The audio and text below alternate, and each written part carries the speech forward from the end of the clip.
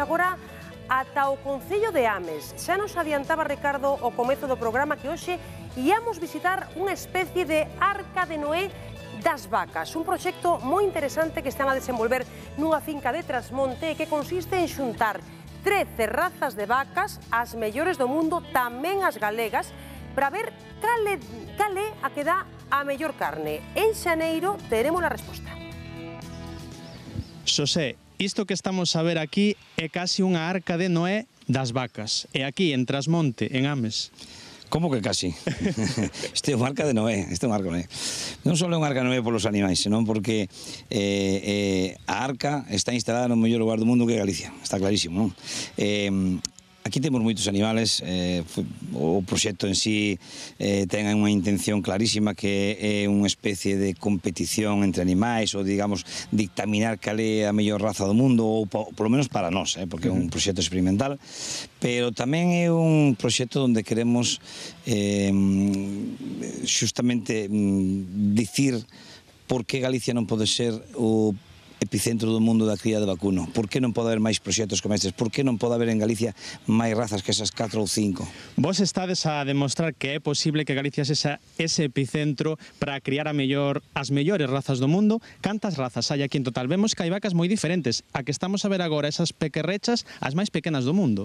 Sí, temos 13 razas, hai 28 animais do proxecto, porque precisamente da rubia galega decidimos doblar entre macho e femia, pero temos 13 razas. Efectivamente, a máis pequena do mundo, que é a raza Dexter, é unha raza procedente británica, trouxémola casi un pouco por exótica, sencillamente porque é verdad que non é unha das mellores razas do mundo cárnica por rendimiento, sobre todo, porque en calidad non sabemos aínda, porque precisamente é un proxecto, pero outras razas sí que son importantes de carnes. Por exemplo, vemos outras que a mí me chamaron moita atención, que son esas Highlands que teñen como pelaxe, tamén son moi impoñentes. Este proxecto remata en xaneiro do ano que ven, onde van a ser sacrificadas para catar esa carne, pero vai ter moita vida despois. Sí, o que é a primeira fase do proxecto, efectivamente, termina en xaneiro, xa cumpriron o ciclo que nós determinamos desde o principio, que foi telas aquí con unha alimentación autóctona típica de Galicia, de 2 anos e medio, máis outros 2 anos e medio que tiñan os animais cando chegaron aquí, van a sacrificar todos con 5 anos aproximadamente, e despois a verdade é que sí que vai continuar o proxecto, pero vamos a seleccionar as 3 ou 4 razas máis importantes do proxecto, as que creemos que van ser as que gañan o proxecto precisamente, e manter esta línea uns 10 ou 15 ou 20 anos, xa veremos.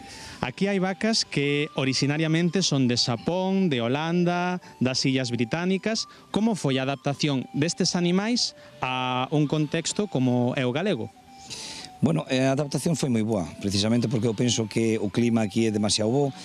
E despois é verdad que ao vir por parexas fixose todo moito máis fácil. Empezaron todas xuntas por parexa, é verdad que non se separaban cada parexa coa súa binomia, digamos, pero entre sí elas a mí levanse moi ben, exceptuando unha raza que temos española, que é a sayaguesa, que é o tronco xenético máis antigo do mundo, que é unha raza, ten unha especie de carácter de lidia. Entón é unha raza moi desconfiada e costelle moito. Ti crees que ao final desta competición a tenreira galega será a gañadora ou igual nos temos que adaptar ter outras aí de outros sitios do mundo? Bueno, a vaca galega non sei se vai ser gañadora ou non, o que si sabemos é que vai continuar no proxecto, porque como é a de Galicia, obviamente esa non podemos sacala do proxecto, non? Pero temos seguro que xa despois coa experiencia que temos en Galicia de que esta vaca xa é considerada unha das mellores do mundo, non vai faltar, obviamente.